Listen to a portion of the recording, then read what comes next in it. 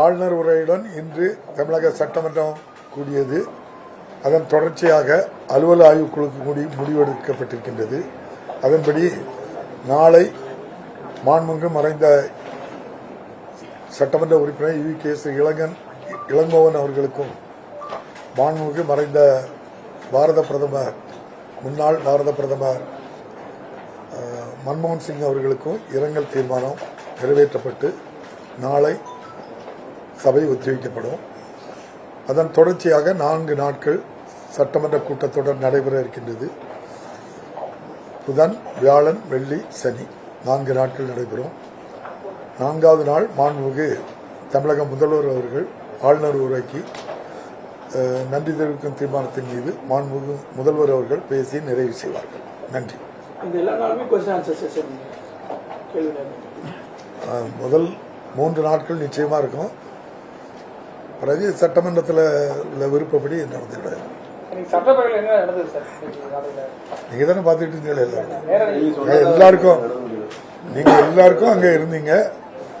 எல்லாருமே நம்ம உறுப்பினர்கள் உங்களுக்கு தெரியும், வெளிநடப்பு செய்த யாரெல்லாம் பண்ணாங்கன்னு உங்களுக்கு தெரியும். அவங்க எல்லாருமே காங்கிரஸ் கருப்பு பேச்சு அணிஞ்சு வச்சிருந்தாங்க. அதிமுகத்தை சேர்ந்தவர்கள் எல்லாரும் கையில் அட்டை வச்சிருந்தாங்க. அது ஆளுநர் பேசும்போது தான் அவ்வளோ பேர் வந்துருந்தாங்க. அண்ணா யூனிவர்சிட்டியில் நியாயம் வேணும்னு கேட்டாங்க. அண்ணா யூனிவர்சிட்டி வேந்தர்ங்கிற முறையில் அவருக்கு எதிராக பண்ணாங்களா தெரியல எனக்கு. அவங்க யாரையும் சொல்லவும் இல்லை எங்கிட்ட. இல்லை, எங்களுக்கு தெரியாது. சபையில் நடந்தே கேட்க சொன்னீங்க. சபையில் அண்ணா பல்கலைக்கழகத்தினுடைய வேந்தர் இன்றைய ஆளுநர் அவர் பேச எழும்பும் போதுதான் அவங்க அவ்வளவு பேரும் எழும்பி பதாதையை காட்டினாங்க.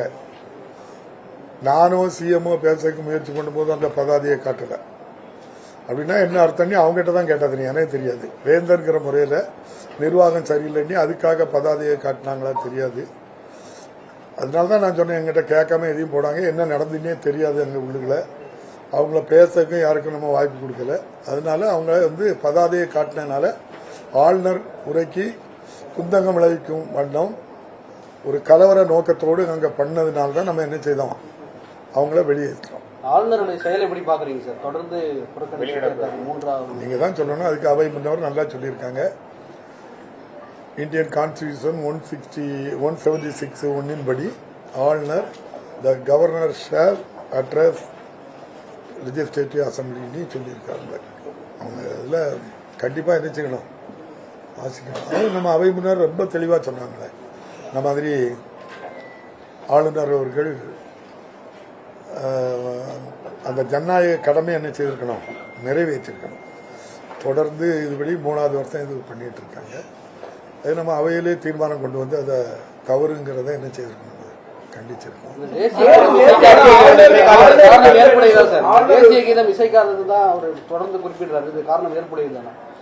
அதாவது மதராஸ் பிரசிடென்சி, கேரளா, தமிழ்நாடு, ஆந்திரா, தெலுங்கானா, ஒரிசா உட்பட பல பகுதிகளையும் உள்ளடக்கியது மதராஸ் பிரசிடென்சி. அப்பவே தேர்தல், சட்டமன்ற தேர்தல் நடந்து 1920 முதல் சட்டமன்ற கூட்டத்தொடர் 1921. அதன் தொடர்ச்சியாக நடந்து வருகின்ற மரபுபடி இந்த சட்டமன்றம் நடைபெறுகிறது. எந்த ஆளுநராக இருந்தாலும் இப்படிப்பட்ட பிரச்சனையை உருவாக்கினதில்லை. இன்னொன்று நம்ம அவை முன்னவர் சொன்னாங்க, 1995 மாண்புமிகு முன்னாள் ஆளுநர் சென்னாரெட்டி அவர்களுக்கு உடனே அவங்கள திரும்ப பெற வேணும், புதுசாக ஆளுநர் போடணும்னா எங்கிட்ட கேட்டு தான் போடணும்னு சொல்லி மாண்புமிகு முன்னாள் முதலமைச்சர் அம்மையார் ஜெயலலிதா அவர்கள் இருக்கும்போது ஒரு தீர்மானம் நிறைவேற்றினாங்க. அதுக்கு பிறகுதான் 1996 பிப்ரவரியில் கவர்னர் உரை நடந்தது.